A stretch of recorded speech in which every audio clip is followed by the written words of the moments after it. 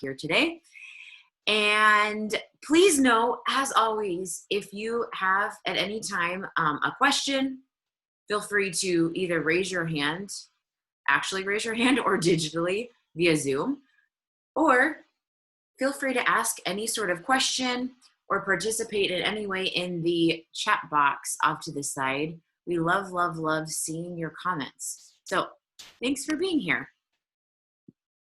And let me just review real quick what we did last week, where we talked about mindfulness of sound. And we practiced listening to the sound of the bell from the start to the finish. And then we listened for other sounds, whether they were nearby or sounds far away, without even searching for them, just allowing those sounds to come to us.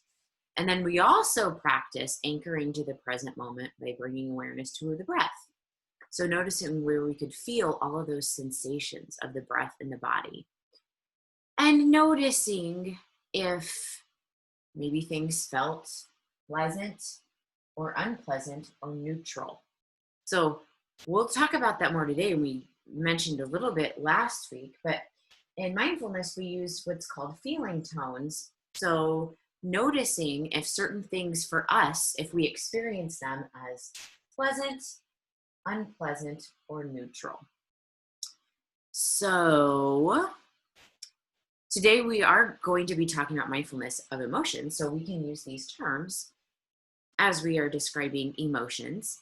So we're going to do an exercise that explores difficult emotion and do a practice to see if that emotion can soften. So let's, like we've done before, especially since we're talking about emotions, can we all just take a moment to check in and see where we are on the mood meter?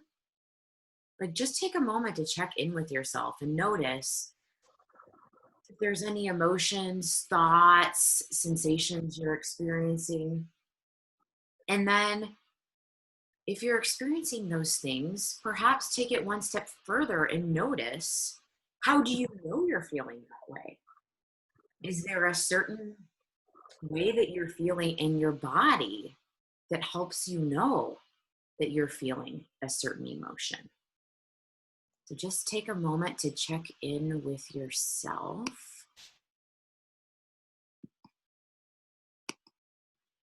Thank you for taking that time. So we are experiencing emotions all the time, right? They take place both in our bodies and in our minds, and they affect the way that our lives go. And something else about emotions is that they have a ripple effect. So I'm curious, can you show me with a thumbs up or any way you can, chat box, if you've ever heard of the term ripple effect? Ripple effect. Thanks, Dave, for the digital thumbs up. Thank you, Miles, Aaron. Awesome. Would anybody like to volunteer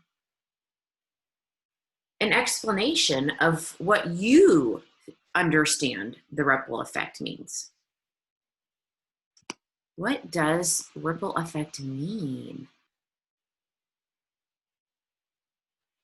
If anybody wants to offer it verbally or even in the chat box, feel free.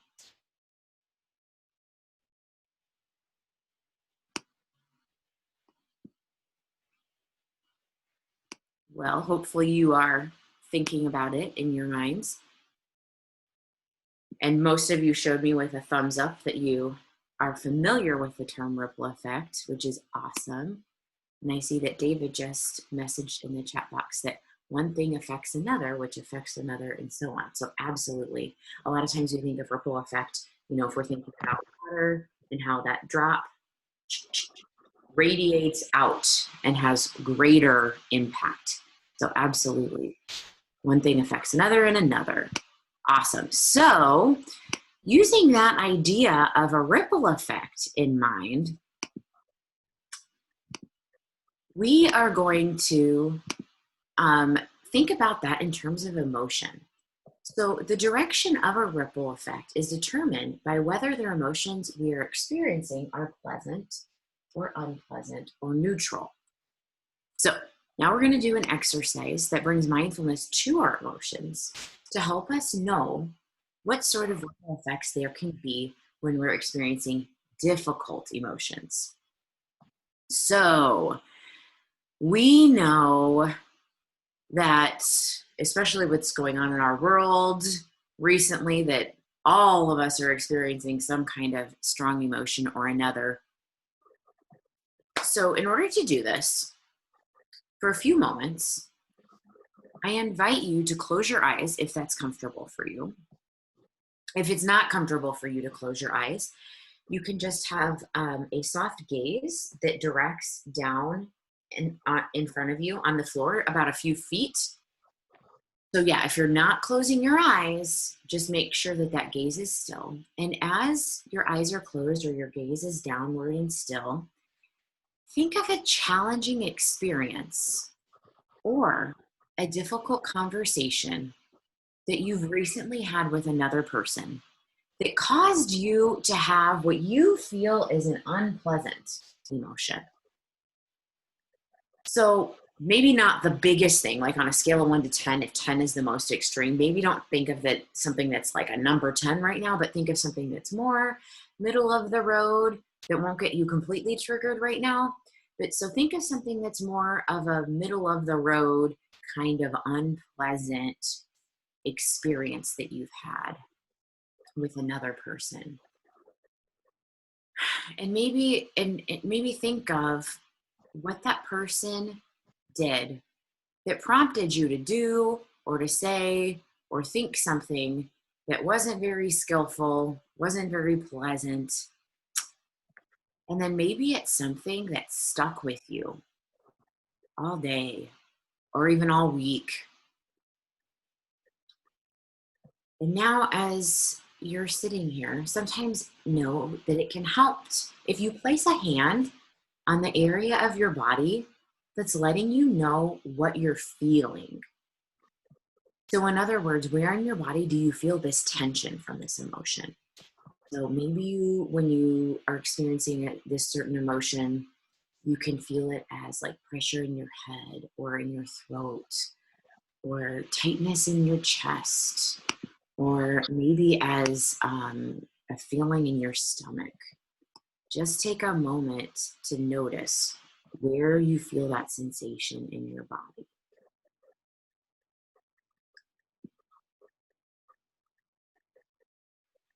And now choose a word.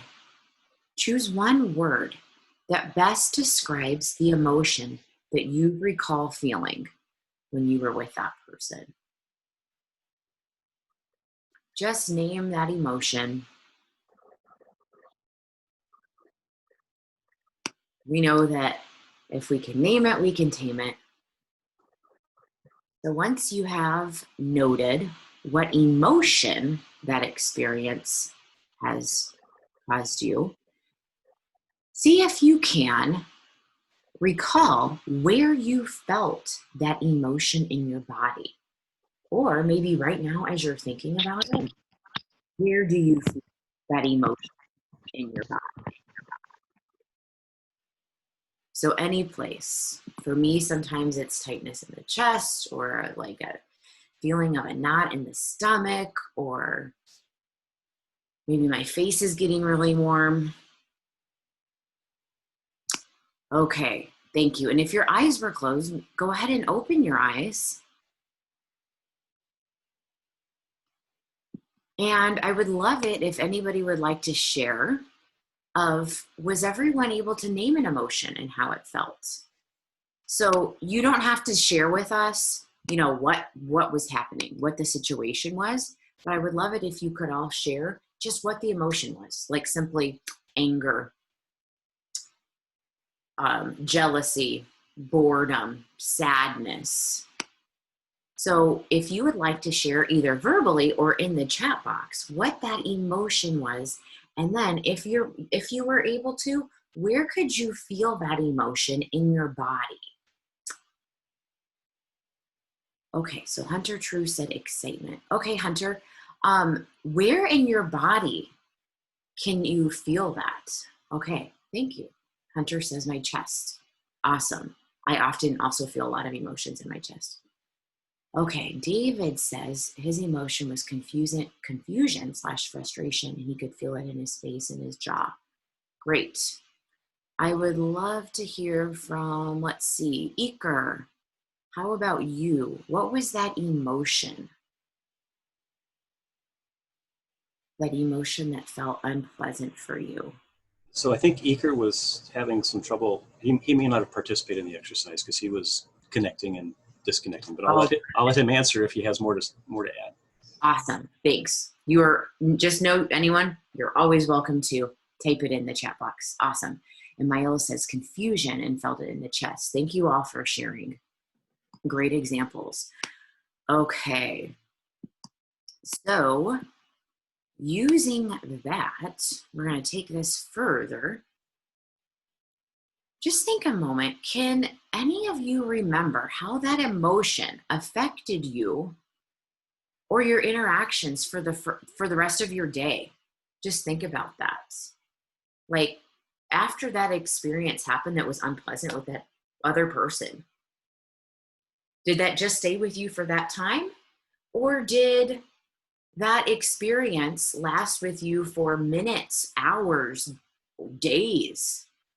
So if you would like to share in the chat box how long that emotion stayed with you, please feel free to type that in the chat box. And know that anything that comes up for you is okay.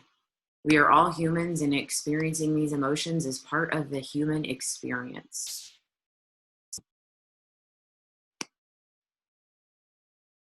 And know that however long that stayed with you, that's an example of a ripple effect. Thank you, Miles, for sharing. He said it would stay for 1 to 2 hours.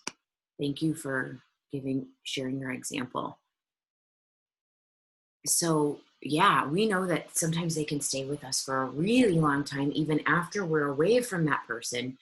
And that situation that we feel is unpleasant can kind of take over. And it's that ripple effect of, okay, it lasts while I'm with that person and throughout all these other things, these times throughout the day. Okay. So that is exactly what we call that ripple effect. So whenever our needs are not met for whatever reason, we sometimes experience these unpleasant emotions and pass those negative vibes to the people around us, like the people who didn't do anything wrong, right? Like maybe family members or friends or teachers. So this is where it can benefit us to take the time to observe the emotion, right? Name the emotion and feel that emotion in the body, because that might help us avoid having more of a ripple effect of these unpleasant things transferring to other people. So now we're going to do a practice that's going to lead us through a way to create a little bit of space when dealing with emotions that we feel are unpleasant and helping us deal with difficult people. So we will start by getting into a mindful posture. And so if you remember from a few weeks ago, we talked about mindful bodies and how when we sit in a mindful body, we sit upright, but not uptight. And then we allow the shoulders to drop, because sometimes our shoulders are tightened when we feel stressed out. And so just allow your shoulders to drop. And if you're sitting in a chair and your feet can touch the floor, allow your feet to be flat on the floor and your arms to either hang at your sides, or maybe you can rest your hands on your legs. And once you're in that mindful body position, if it's comfortable for you, go ahead and close your eyes. If it's not comfortable for you, just have a soft gaze down at the floor, a few feet in front of you, so that you're still. Your gaze is still. You're not looking all over the room.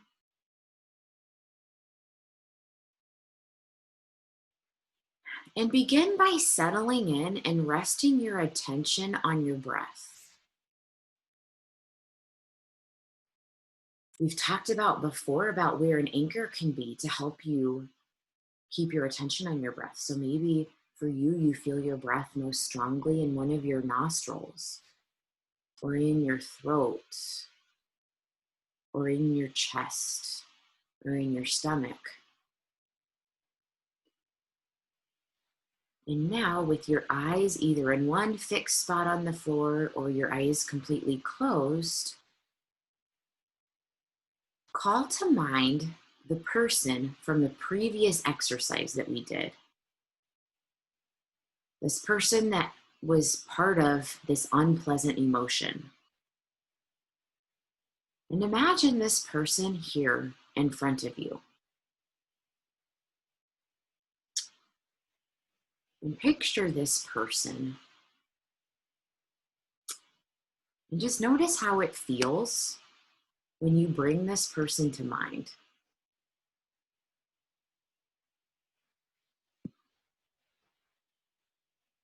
And now, just for a minute, and as best you can, if you can, and without being lost in the story of what that person said or did that bothered you, see if you can change gears and imagine a redeeming quality or something good about this person. See if you can think of something good about this person. Maybe one thing that doesn't annoy you or make you angry or sad about this person.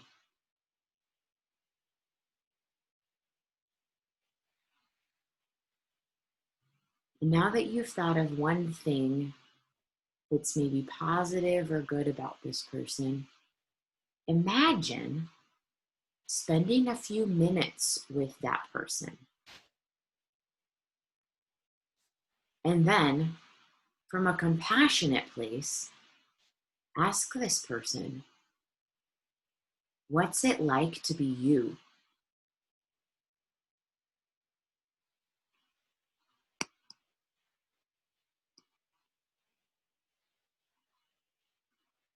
And also ask this person, what do you have to deal with in life?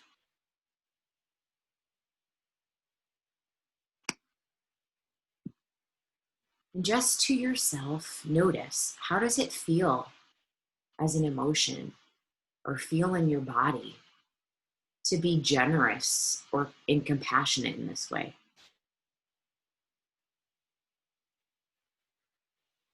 Can it soften the emotion just a little bit?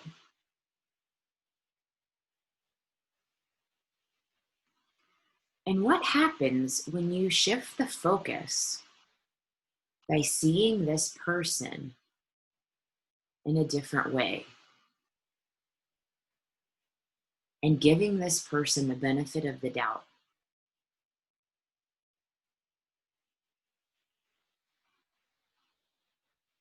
Just like us, these difficult people experience challenges and pressures and unpleasant emotions and pain in their lives.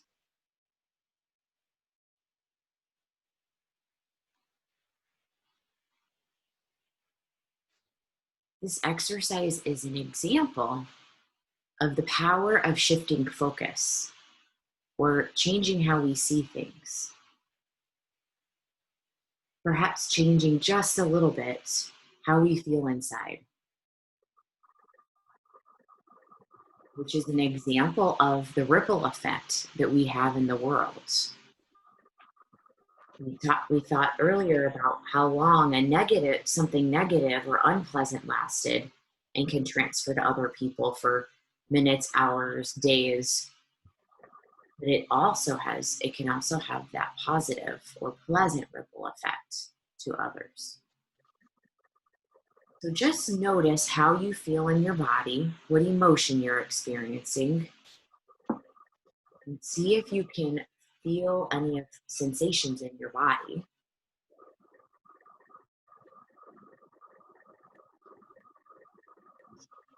I am going to ring the bell.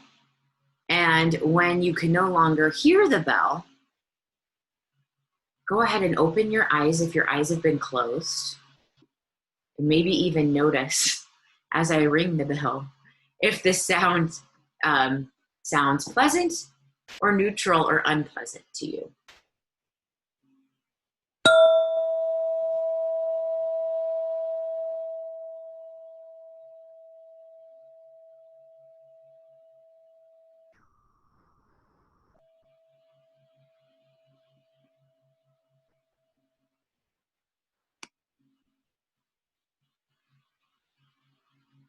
All right. Thank you all for participating.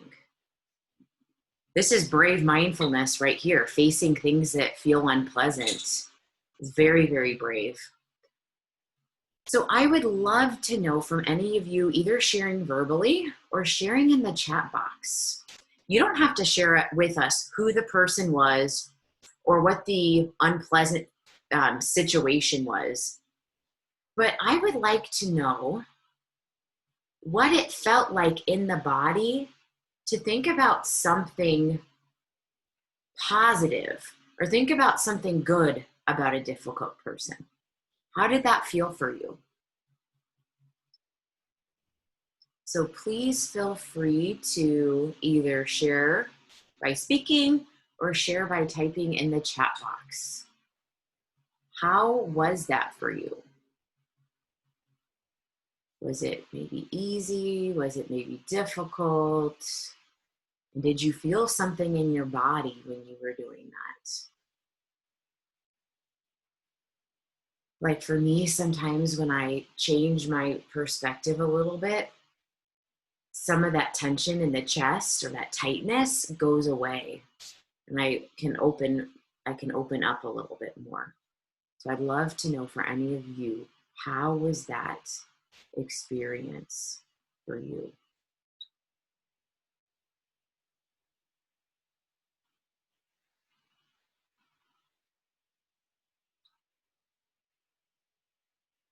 So let's see. I see David raising his hand. So in the first exercise, I think I took somebody that might have been a little too difficult. You said kind of low end or middle on a 1 to 10 of how difficult. So in the second exercise, I really had a hard time finding anything good about this person. And it was a struggle, and that sort of created more frustration and more negative feelings. And then I switched to a different person and a different experience, which I had to do kind of quickly. And usually when I'm angry or frustrated or confused, I can really feel that my jaw really tenses up. And I like that you use the word soften. You encourage us to explore softening, and my jaw softened, and it kind of turned into a smile, because the one thing I thought about this person that was redeeming was they really do have a good sense of humor, as long as they're joking about things I agree with. That's a great observation. And yeah, thank you for talking about the word softening, because we don't expect anybody's unpleasant emotion to go away completely. But even if the emotion can soften just a little bit, that is awesome progress. So thank you for sharing, David. Miles, I saw earlier, I think you had your hand up. Would you like to share how that experience was for you?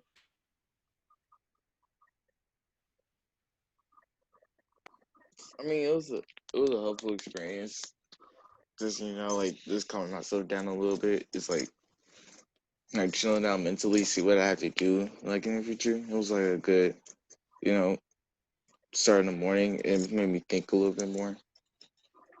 Great. So you experienced just a little bit of that softening also. Yeah. Thank you. Thank you for sharing that. Awesome. How about Hunter? Hunter, how was that experience for you? I was mad, but I got over it after like a couple of days, because it's not worth something being angry about your entire life if it was just one little thing. Yeah. So thank you for sharing that. So when we did the exercise just now and we thought about something good about that person from the unpleasant emotion, how was that for you? Was it easy? Was it difficult? Did you feel anything? It was pretty easy because there was some good things about him, but I just wasn't thinking when I was mad. Thank you for sharing that. Yeah. So what I'm hearing is that, maybe even if things can't do a complete shift, we don't, mindfulness is about progress, not perfection, right? So these little tiny shifts or softening, that's something to celebrate. So I'm glad that you were able to experience that, and even just noting your body, what comes up for you. So thank you so much for doing that. Is there anybody else who's on the call who wants to share what that experience was like? I realize some people might have internet difficulties. So please know that if it's not easy for you to share verbally, you are totally welcome to share your experience in the chat. We all learn from each other. So those of you who have shared, thank you so much, because it is powerful for us to hear about other people's experiences. Okay. Gosh, I see we only have a couple minutes left. So I would like to just take this moment to remind you that after every lesson, there are 3 reflection questions. And thank you to those of you in previous weeks who have already filled those out. As we've shared before, there's no right or wrong answer. It's literally just thinking about your experience. And so everyone's going to have different answers. So reflection question number 1 is that during this mindfulness of emotions practice, when we were thinking of that other person, what emotion or emotions, if any, were you able to name? And then question number 2 is, in this mindfulness of emotions practice, where in your body, if anywhere, were you able to feel that emotion? So just think about that. And then hopefully in other situations in life, you can also notice this as well, about what emotions you're experiencing and where you can experience it in the body. And then last reflection question is, how might taking time to observe, name, and feel your emotions help you? How might that pause, that mindfulness pause, help you? So those are your questions. Only 3 questions. So if you can fill them out right after this is over in a minute, that would be great, while this experience is still fresh in your mind. So anything else, David, that we have to share before we end our session today?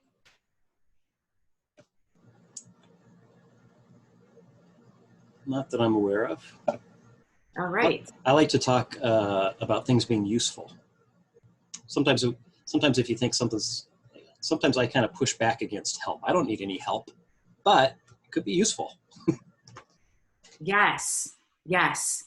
Thank you for sharing that, because I think we've all experienced things where we feel something pleasant and then we just want to push it away. But yes, it can be very useful to look at it. So thank you.